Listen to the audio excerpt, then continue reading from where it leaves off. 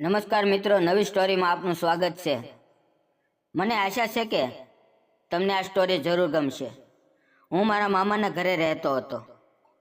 મારા મામાના ઘરે 3 લોકો રહેતા હતા અને હું ચોથો હતો।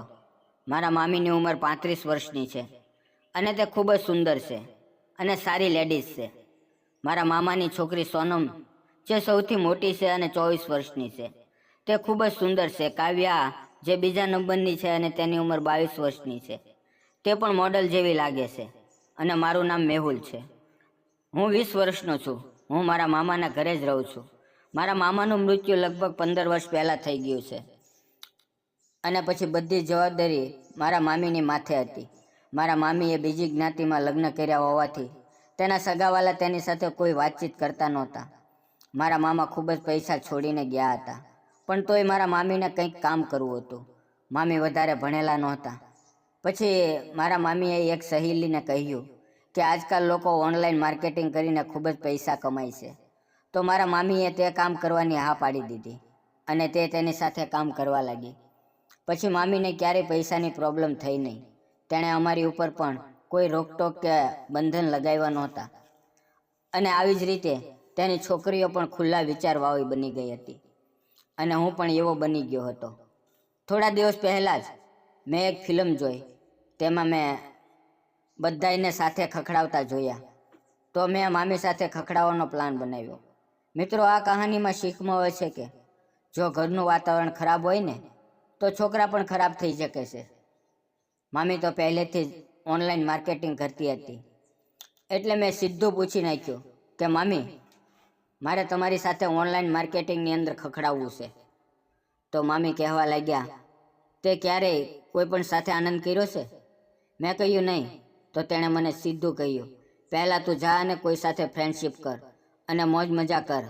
તારી અંદર એટલી ક્ષમતા નથી કે તું મારી સાથે ઓનલાઈન માર્કેટિંગની અંદર ખખડાવવાનું કામ કરી શકા અને મને તારામાં કાંઈ એવું નવીન દેખાતું નથી।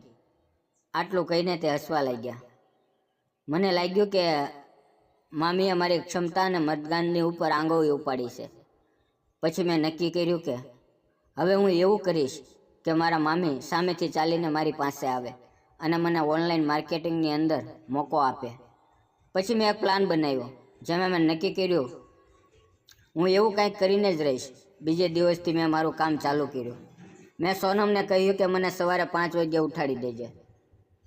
તેણે કહ્યું, શું કોઈ જરૂરી કામ છે? મેં કહ્યું હા। તે સવારે 5 વાગ્યે આવી અને મને ઉઠાડી દીધો। જ્યારે તે મને જગાડવા આવી ત્યારે તેની નજર ત્યાં હતી અને તે જોઈ રહી હતી।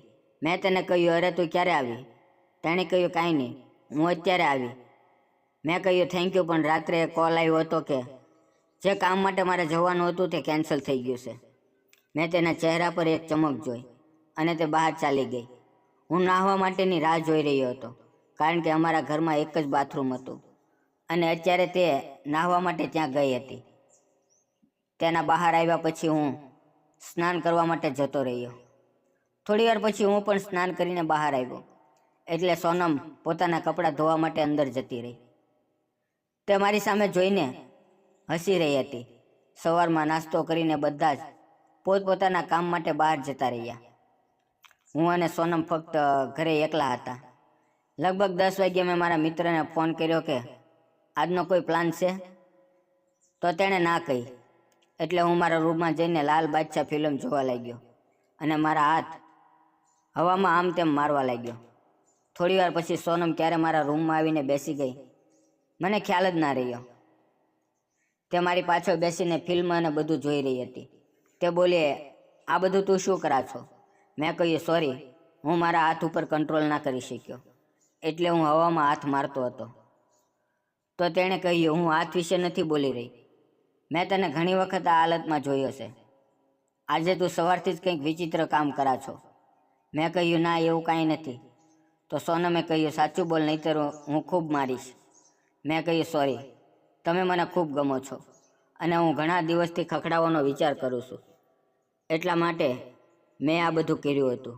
તો સોનમ કહેવા લાગી, તું મને એક વાત કહે, તે મારામાં એવું તે શું જોયું કે તું મને ખખડાવવા માટેના વિચાર કરવા લાગ્યો?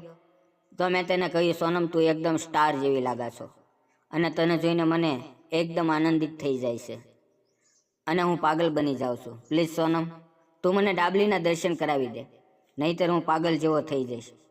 આમ બોલીને હું સાવ નજીક જતો રહ્યો. ત્યારે મને કોઈને ઉપર આવવાનો અવાજ આવ્યો એટલે તે દૂર ચાલી ગઈ. મેં લાલ બાદશાહ ફિલ્મ બંધ કરી. કાવ્યા સોનમને ગોતવા માટે ઉપર આવી હતી. તે આવીને કહેવા લાગી, સોનું, આપણે આજના પ્રોગ્રામની તૈયારી કરવાની છે. આટલું કહીને તે સોનમને સાથે લઈને ત્યાંથી ચાલી ગઈ. રાત્રે દાંડિયા રસનો પ્રોગ્રામ હતો એટલે બધા છત ઉપર દાંડિયા રસ લેવા માટે ગયા. રાત્રે પ્રોગ્રામ પૂરો થયો પછી અમે જમીને સૂઈ ગયા. થોડી વાર પછી હું સોનમના રૂમ તરફ ગયો તો કાવ્યા અને સોનું બપોરના બનાવ વિશે વાતો કરી રહ્યા હતા. સોનમે કાવ્યાને કહ્યું, મારા વિશે બધું કહી નાખ્યું. તે કહેતી હતી કે કાવ્યા, હું તને શું વાત કરું, જ્યારે મેં એનો ટેસ્ટ કર્યો તો મને ખૂબ જ ગમી ગયો. તો કાવ્યા કહેવા લાગી, આમાં વિચારવાનું શું હોય? તારી જગ્યાએ જો હું હોત ને તો અત્યારે મેં એને નીચવીને બધો જ રસ ભરી લીધો હોત. અને એક તું છે કે નાટક કરા છો? તેણે કહ્યું, અરે કાવ્યા, પણ તે આપણા ફઈનો દીકરો છે. તો કાવ્યાએ કહ્યું, તો શું થયું? આપણે તો સાથે ભેગા રહીને આનંદ કરવો જોઈએ. તે આપણી સાથે 24 કલાક રહેશે. તું કાંઈ પણ ના વિચાર અને તેને પૂરો સહકાર આપ. અને જો તું ન કરી શકાને તો તું આ કામ મારા પર છોડી દે. ખખડાવાની રમતનો વિચાર મને પણ આવે છે. સોનમે કહ્યું, તો કાવ્યા, તો તું અત્યારે જ જા અને તેને અહીંયા લઈ આવ અને મને ભૂલી ન જતી. પછી તે બંને મારી પાસે આવી અને અમે ત્રણેય જણાએ આખી રાત ખૂબ જ ડાબલી ખખડાવી અને દાંડિયા રસમાં પ્રોગ્રામની રમઝટ બોલાવી. અમારો દેકારો સાંભળીને મારા મામી પોતાના રૂમમાંથી ઉપર આવ્યા અને અમને આ રમત રમતા જોઈને તે હસતા હસતા અમારી પાર્ટીમાં સામેલ થઈ ગયા. અને પછી અચાનક એવું થયું કે મિત્રો, વાર્તાનો આગળનો ભાગ સાંભળવા માટે વિડીયોને લાઈક અને ચેનલને સબસ્ક્રાઈબ જરૂર કરજો. ફરી મળશું એક નવા વિડીયોમાં. ત્યાં સુધી આવજો. વિડીયો પૂરો જોવા બદલ આપ સૌ મિત્રોનો ખૂબ ખૂબ ધન્યવાદ. મિત્રો, વિડીયોમાં આવેલા નામ, પાત્ર અને ઘટના કાલ્પનિક છે. તેનો કોઈ પણ વ્યક્તિ સાથે સંબંધ નથી.